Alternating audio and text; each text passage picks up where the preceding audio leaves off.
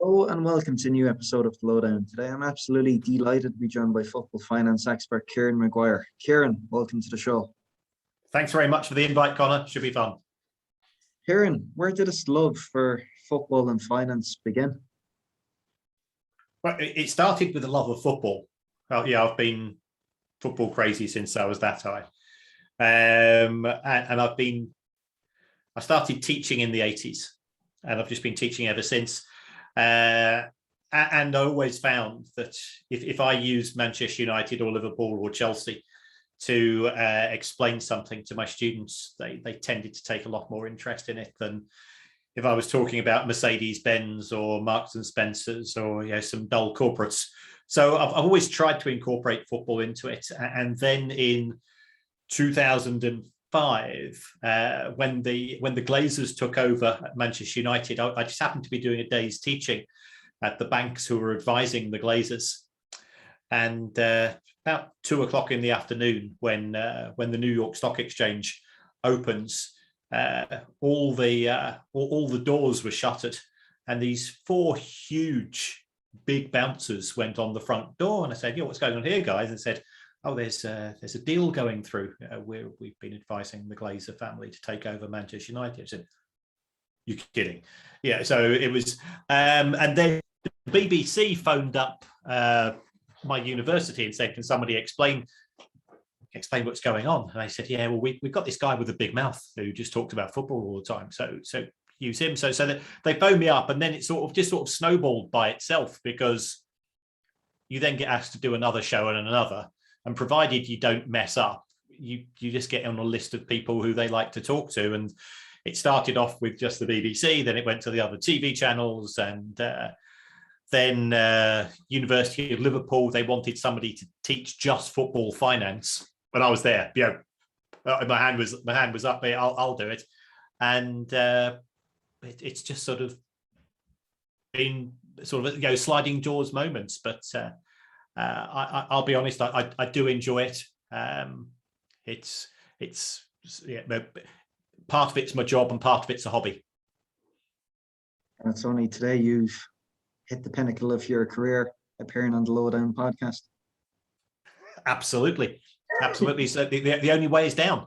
And looking at that big yellow book behind you, KIERAN, The Price of Football, where did that fit into the whole narrative? Well, again, it was never an intention of mine. My students at university constantly complain that there's no book on football finance as such. I mean, there's Soccernomics, which is excellent, but there's nothing which sort of really sort of explains how the numbers for an individual club fit together. So again, it's just one of those accidental things. I was at the BBC, sitting on the sofa, talking about some nonsense, and a publisher was watching BBC Breakfast, heard me talk, and just contacted me and says, there's no football finance book, why don't you go and write it? So it took me 2.5 years. The first version, he said, was too dry, too academic. So am I allowed to swear on the show, by the way? Oh, that's okay. And so I rewrote it in sort of the style which I would prefer, which was sort of more fanzine style. And he wrote back to me and says, you have to rewrite it again. You can't call Mike Ashley a wanker all the time. You're supposed to be a serious professional. So I sort of ended up with the version that we presently have. And I still try to get a few digs in where I can, especially towards Crystal Palace. But it was it's a labor of love, because it came out just before COVID, which was a disaster because all the bookshops closed. So I was a bit disappointed that nobody was going to buy it. So I said to the publisher, give all the royalties to a food bank charity, because people are going without. And then it went to #1 in Amazon sports books within about 3 weeks of launch. And My wife said, how many copies has it sold? We go, oh, don't know. So I still don't know how many copies it has sold in total, because I don't want to know, because I've given away all of my rights. When I wrote the second edition, my wife said, okay, you've been a nice guy for the first 12 months. Can we make some, you put so many hours into writing it, you should get, i.e. she wants a new handbag. Yeah, that's wife talk. We both know. It's done well, as has the audio book. So, why on earth somebody wants an audio book of me talking about spreadsheets and balance sheets is beyond me, but it's done okay. I'd have to second that as much, Kieran. But what I'm most intrigued about is, over time you've been able to carve out a niche, focusing on finance within football. For me, there's really two trains of thought. Do you believe, I suppose, there's a degree of financial illiteracy amongst the football public? Or do you think it's just a case of football fans throughout the years and ensuing decades really putting their fingers in their ears? I don't think it's financial illiteracy as the desire to want to know a bit more. And that's why I've sort of managed to get this position, whatever this position is. And I don't really know, because when you're in the center of a storm, you're the last person to know what's happening around you.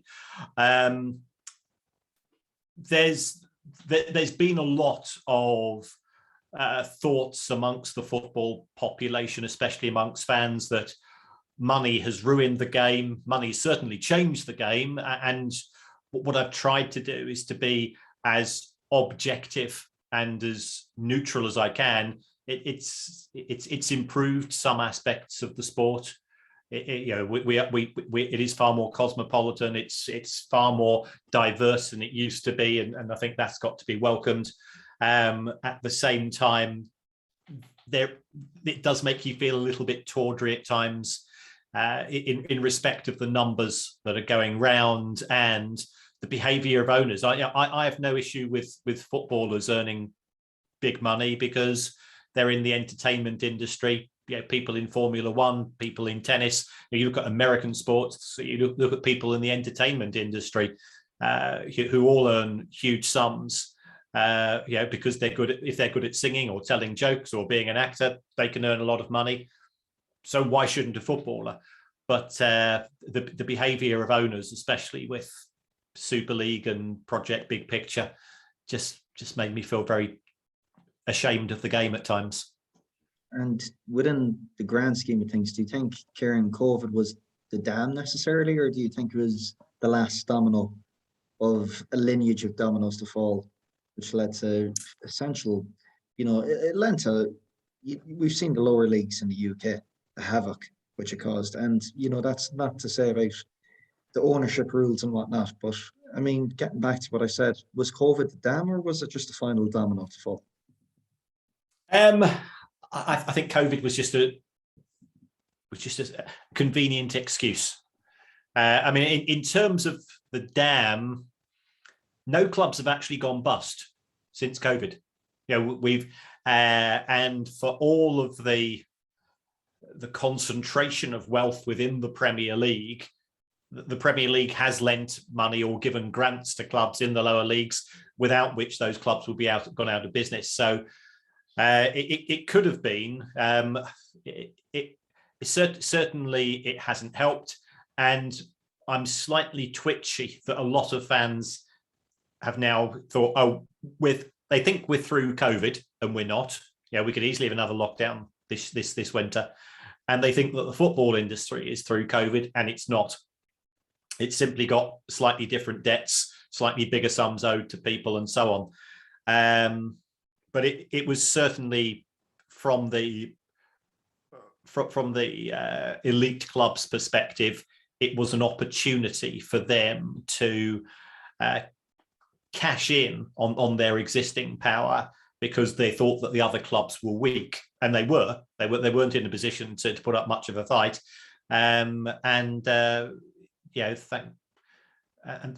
Thank heavens for Chelsea fans, Manchester United fans, Liverpool fans, every fan, even those clubs that would have benefited financially, saying, you're not doing this under our name. And there's been some things which have made me so proud to be a football fan over the course of the last 18 months or so, where fans have said, no, you're not taking furlough. If you can afford to pay a player 400 grand a week, then you can afford to pay your staff as well.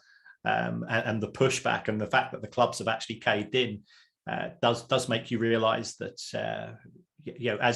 as part of the game, which has been increasingly marginalised, because football fans have been taken for granted.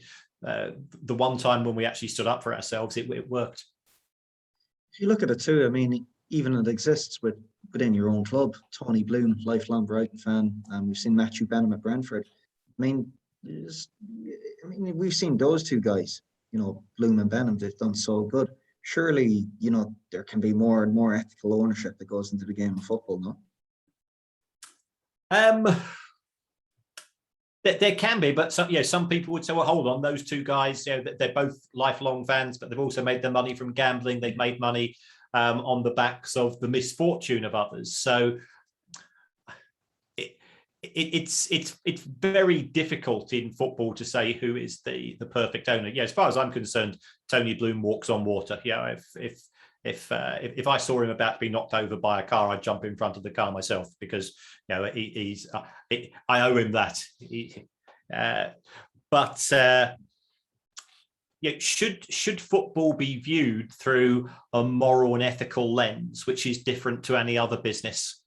Because we've got arms companies, we've got jewelry companies who make their money from blood diamonds, we've got high fat, sugar and salt food companies who are converting us into a planet of obese type 2 diabetes, time bombs.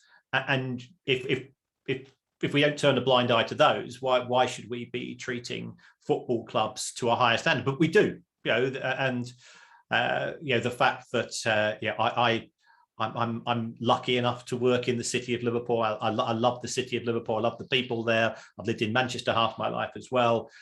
Two fantastic cities, and the relationship that they have with the football clubs and the owners is a weird one, because neither set of fans really likes the owners, although it could be argued that they've delivered in terms of trophies and investment. Yeah, it's which devil do you choose, Kieran? That's what it really boils down to when it comes to football. But going back to COVID, which I promise we won't spend too much time on, but it's only served to exacerbate the wealth gaps that already existed in football, where we see money and power concentrated amongst a handful of Europeans' elite. That's not to say you look at the English Premier League nowadays, but I suppose, where did it all begin? I think it began when people realised that owning a football club brought you a kudos that you get perhaps in no other vehicle on the planet. The Premier League is one of this country's most successful exports. Manchester United have a fan base of over 1 billion people in the world. Real Madrid and Barcelona are pretty damn big, as we all know. And people realised that, therefore, by owning a football club, you could get a place in society that doesn't exist anyway. At any one time, there's only 20 Premier League football clubs. Well, you think about it. If you're already a billionaire, and there's quite a few billionaires around, you've got the apartment in Monaco, you've got the yacht, you've got the helicopter, you've got the supermodel wife with all the trimmings, shall we say, and you've just bought yourself an island and a helicopter and whatever, but all your friends have got those as well. So how do you stand out amongst them? Here's an idea: go and buy yourself a Premier League football club, and then say to your friends, Liverpool are playing at our place this weekend. Do you want to come in the director's box? And can you see that you've just trumped everybody? So people started to realise that, and we have seen this this use of football as a trophy asset, and that didn't used to be the case. Historically, it was local butcher, baker, candlestick maker, haulage firm used to do it, and you'd see the owners in their sheepskin jackets, and a football club was a local thing, but the Premier League is now global, and the ownership structure is global, and that's come with it. I think within the ownership structure, Kieran, there's another element to it too. I think it's something which is, it's become more and more apparent during financial fair play. We see, the likes of Manchester City, state-owned Manchester City, Chelsea, my own club, owned by an oligarch. They're so readily able to absorb losses. They don't have the misfortune that other clubs have to borrow from banks. These clubs are largely protected by financial fair play. Would you say financial fair play, and I know this is something you've touched upon on your Twitter in the past, would you say financial fair play works in a way to theoretically make it impossible for other clubs to compete? Yes. I mean, I think there's a number of issues in terms of financial fair play. First of all, people pick up on the word fair. And the one thing that financial fair play is not is fair. In its original guise, the aim was to reduce debt. And then clubs such as Barcelona, Real Madrid, and Manchester United point out and said, hold on, we're the biggest clubs in the world, and we've got loads of debt. And we've just seen, you said that your club's Chelsea. Well, we've seen Chelsea come along under Roman Abramovich. Doesn't owe a dime in effect, because it's funded through shares. So they had to create something new, and the fear was that the nouveau riche in European football, Chelsea, Manchester City, PSG, potentially other clubs as well, would have been able to compete and indeed beat the established elite in terms of their ability to pay for players in both transfer fees and wages. So that's why they created this profit-based or loss-based financial fair play system. But that has had the subsequent effect of closing the door. We now have a very, very thick glass ceiling between those clubs who made their money or incurred their losses pre-FFP, and the likes of, if I look at the Premier League, we've got Everton under Messi. He's quite happy if they lose 150, 200 million pounds a year for 3 or 4 years, doesn't bother him in the least. If you look at the owners of Villa, they've got squillions to spend if they so desire, but they are prevented from doing something similar to what we saw with Manchester City. Remember City signed Robinho and Joe and loads of players on pretty big fees. Wilfred Boney. And I only found out. I'm not having a go at Chelsea here, but Victor Moses only left Chelsea this summer, and I thought I've not seen him in a Chelsea shirt for about 5 years. So the fact that clubs could afford to sign players and it didn't work out and still pay those wages without having a problem in terms of that means we can't recruit anybody else. Those clubs had a certain advantage, but it has had the consequence, which in my view was intended and is intended to keep control of the game in the hands of relatively few clubs from a financial point of view, but also from being able to hoover up those Champions League spots, which are so valuable. And I suppose, Kieran, if they weren't so covert about their intentions with financial fair play, they certainly were so with the Super League last April.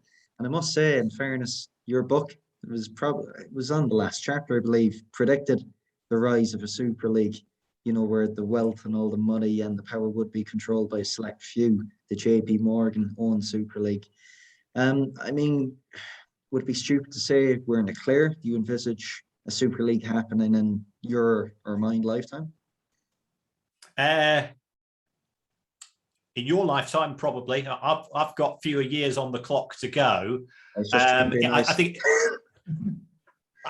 I think it certainly has been pushed back, and the noises that have come out of the clubs in English football will make it very, very difficult for them to reverse what they've been saying over the past few months. Yeah, they've all said, yeah, they're all wearing the hair shirts. Oh, yeah, we misunderstood. Yes, we were being bullied into it by Real Madrid, and I can't say too much, but I'm presently involved in a documentary on Super League, so I think more will come out in due course with regards to some of the people behind it who were pretty duplicitous in terms of what they'd said to some of the clubs to try to persuade them to join it. So yeah, I think it's a fascinating. There's a fascinating book and a film to be made if we get to the full details. But the one thing I think we've learned in football is never say never. From a private equity point of view, from JP Morgan's point of view, from the point of view of the 12 clubs involved, it was a brilliant project. Because what better way to play football than to know that you don't have to win matches to be in a competition? That's fantastic. And not allowing transfers from one Super League club to another. So therefore, Chelsea couldn't have recruited Lukaku if he was playing for another Champions League club, because there'd have been this protocol, this agreement that prevented it. Well, that's really good for keeping players' wages down. And in fact, the target was for wages to be no more than 55% of income. That means there's an awful lot of profit, and that means who gets the profit? The owners. So there would have been very, very significant winners, not many of them, 12 of them, and their backers, and the rest of football would have suffered. But if you believe in trickle-down economics, of which there is no evidence that has ever worked, but if you believe that one of the ways to solve problems is to give billionaires more money, and they'll look after it, and they'll give it to people less wealthy, and effectively this was the argument put forward by Perez, then it was a wonderful idea. It just was it was good for 12 clubs, bad for 12,000. It certainly hasn't thrown off private equity investors that want to get into football. We've seen recently, last month, even La Liga and CVC partners. It's such a deal, Kieran. Will that set a precedent for the future? I think it was set at an interesting benchmark price. We've seen both the Bundesliga and Serie A reject the overtures of private equity. I mean, the nature of private equity companies is that they're there to make money for their investors. They are not interested in football. Let's not pretend in any way, shape, or form that they're some kind of benevolent organizations who have seen that the football industry globally is struggling, and they're here to lend a helping hand. The Liga deal meant giving 10% of your future revenues for the next 50 years. Yeah, that's you do the math on that, and 10% of some pretty big numbers to begin with for 50 years, and in return the La Liga clubs got 2.7 billion euro, which would have been really useful for Barcelona and Real Madrid, because as businesses they are very poorly run. Yeah, but I don't see too many clubs, as we begun this conversation, with saying, they're going to take the ethical, moral ground. Money, any other forms of business don't necessarily do that. And as I was preparing for this interview, scrolling through your Twitter recent weeks, you spoke about football clubs extending or casting the net wide for sponsors. At the moment they're signing deals with crypto gambling firms and fan token service providers. Haven't read the article now myself, Kieran. I'm just a bit more intrigued for you to elaborate. What does this mean for the football industry and fans?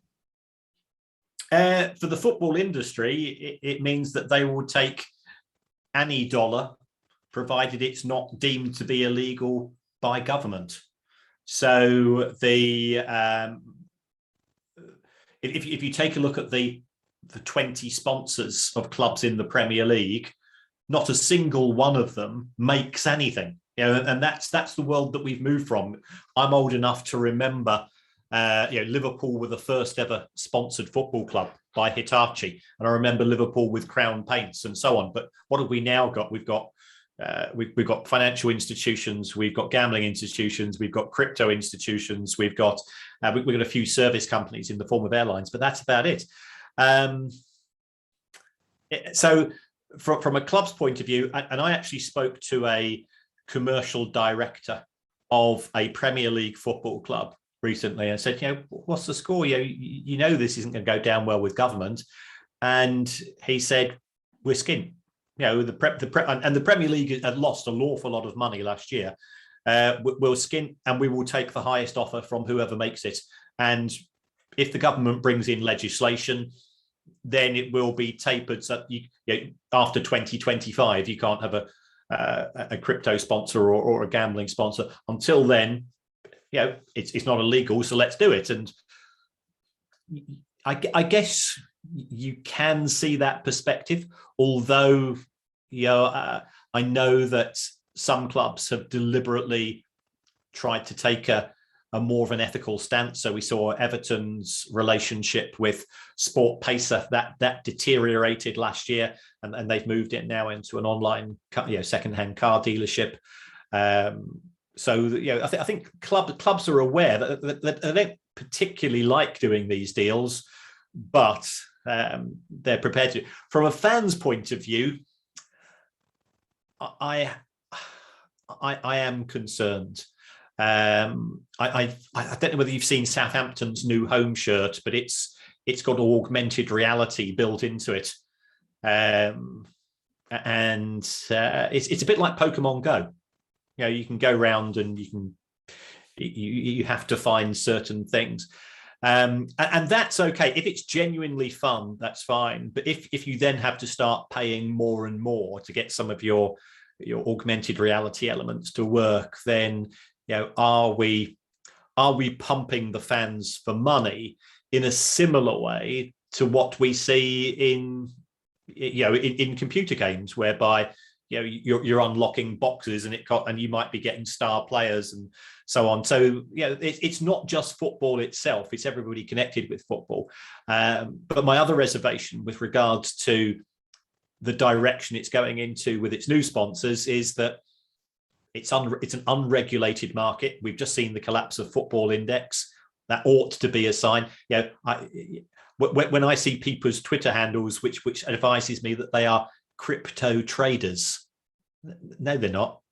They're the nature of cryptocurrency is that the markets are moved by the big owners, not by the little guy. And it's the fact that an awful lot of people, in my view, are potentially going to lose money on the back of this. And is this a gateway drug to more hardcore gambling? So it's not something I feel at ease with myself. We've just had last week probably one of the country's leading cryptocurrency experts explain it to me, because a lot of it does go over my head. And he was at pains to point out that it's kept up by faith, and that's not necessarily a good thing. Sounds like the idea of Florentino Perez's millennial football fan. Yes, absolutely. Yes, it goes in the 60-minute matches that Florentino Perez will be saying, because apparently, according to good old Floppy, we can't, young people can't concentrate for 90 minutes.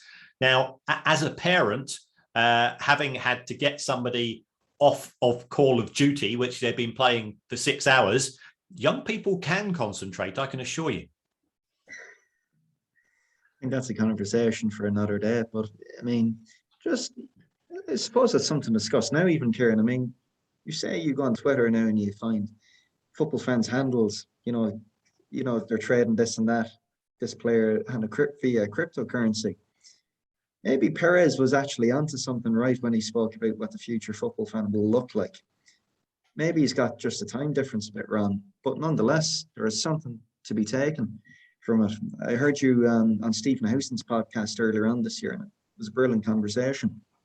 And he spoke about, where's a 16-year-old nowadays going to pull 40, 45 pounds out of the back of his pocket to go sit in a Stratford End and watch United?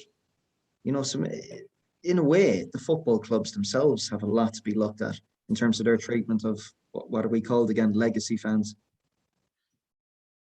Yeah, you're absolutely right. And if you take a look at the data put out by the Premier League, the average age of a person attending a match is 41.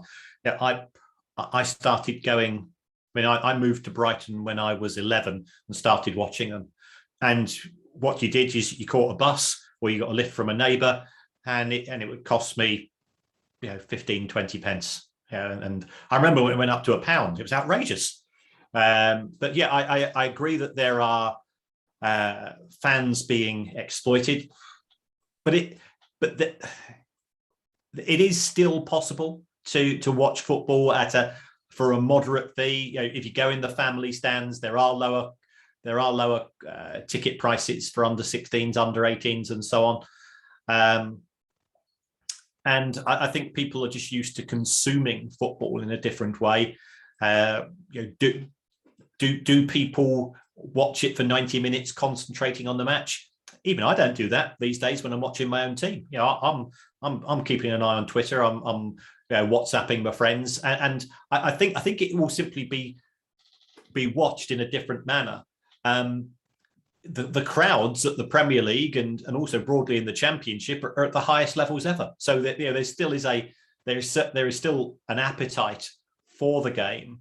Real and Barcelona managed to sell out because they appeal to non-legacy fans, and those fans are literally money on the hoof, and Perez is there with his butterfly net saying, "Come to watch Real Madrid, and I'll charge you 80 or 100 euro to watch a match." And if people think that's a rip-off, then you try going to an NFL game or an NHL game in the States. When I've been fortunate enough to teach in the US on occasions, and I thought, wow, I've always wanted to go and watch US franchise sports just out the curiosity value. And of course, that means that I'm a tourist fan myself, and I ended up paying huge amounts of money, and nobody bats an eyelid. Is what is football competing against? I think that's an interesting question. At the lower levels, the prices are still modest because they have to work harder to get the fans in. Manchester United, and I've criticised senior people at Manchester United where I felt it's been warranted, but 9 years out of the last 10, they've not increased season ticket prices. That's fantastic. They could easily put up the prices, but there are still good people in the game that are trying to not push it too far out of the wallets of the old school fans. But it is more middle class. It is more family orientated than it was 30 years ago. And as we saw in France last night, it can still be a bit lively. But in the main, as somebody that used to travel to away matches up and down this country in the 80s, it's a lot more sanitized. And I'm at my age, I'm just glad that I don't have to go and run to a station chased by 400 rather angry Wolverhampton Wanderers fans, as happened in 1981. I suppose if we're going to move on to notable transfers of the last summer, Kieran, one of which being Lionel Messi and his move to PSG. Now, there's been quite a debate in the footballing media recently. Of course, Messi moved on a free, he's getting paid astronomical sum in wages at PSG. But can PSG make their money back on Messi T-shirt sales? On T-shirt sales, no. On merchandise, certainly not. And will they have sold a few more units? Yes. But what will happen is that instead of having Neymar on the back of your shirt, you've got Messi. So you still only sold the one shirt. You just go and change. So there'll be a bit more money coming in, but not significantly. Where they will make their money is in terms of the commercial sponsorship deals, because if you've got a product, you've got your snack partner or mobile phone partner, or in Manchester United's case, tractor wheel partner, and the club says, well, we can send one of the players along, and they say, any chance of I said, it can be done, but it'll cost you another €1 million, and he's there with his tractor parts and so on. So he makes some money out of that, and the club makes, and that's how they will recoup the costs. And in terms of PSG's recruitment, ultimately, if you're a football club, you look at the total cost of employing a player over a contract, and that total cost is transfer fee plus wages. Well, if you take the transfer fee away, all of a sudden you can afford to pay higher wages. And Lionel Messi is not the highest paid player at PSG. That he's still on less than Neymar. So I think they can afford to do that. If I was the commercial department at PSG, I'd just be hugging myself every day, because all of a sudden, those home matches where you were hoping to sell boxes for €150 per person, and you got a 10 PO, then suddenly we'll make that 250 or 300 because Leo's playing, and you've only, and the Parc des Princes was expanded in 2016, because I remember I was fortunate enough to be, I was unfortunate enough to be at the Euro 2016 final. My God, that was a dreadful game of football, and the only thing I can remember we were invaded by moths. I don't know whether you recall that match, but there were hundreds of thousands of moths at the matches attacking the players.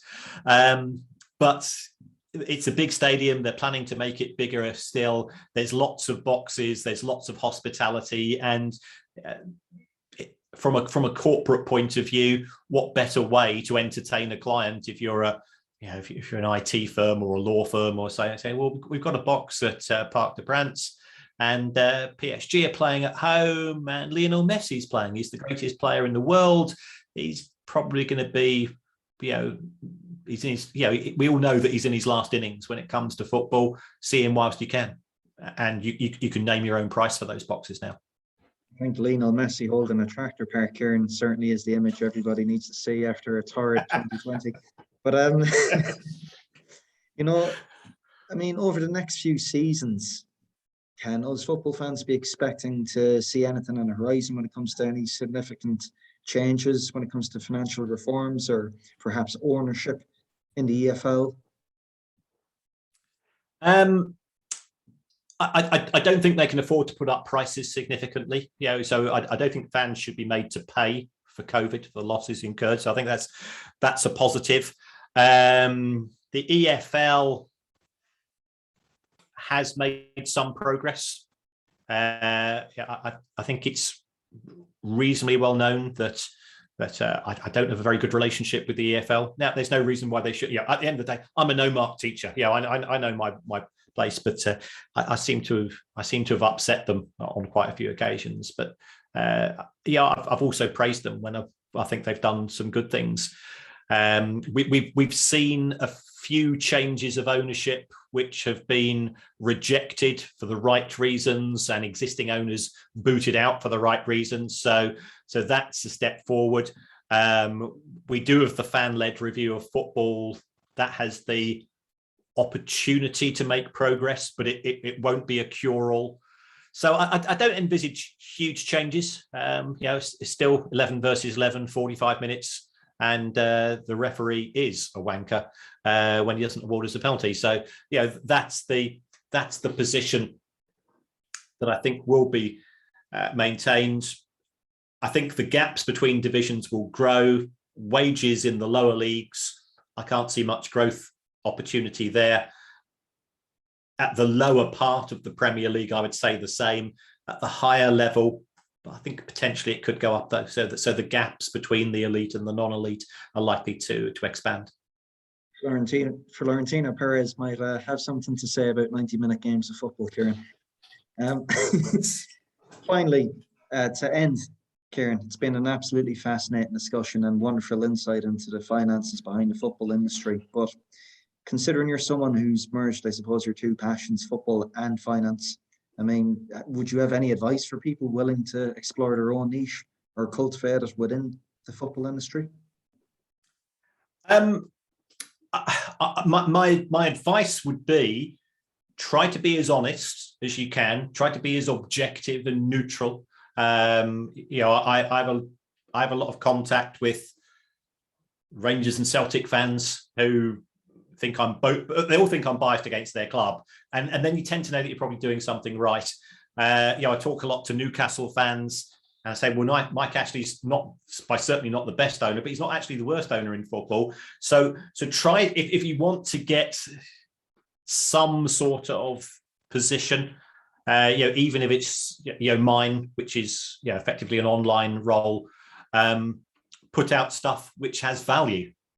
And, you know, I'm the number 2 football finance guy around. You know, we all know that Swiss Ramble, who I've got to know, and I absolutely hero worship. You know, he was another inspiration for me, to put out stuff there which people will value.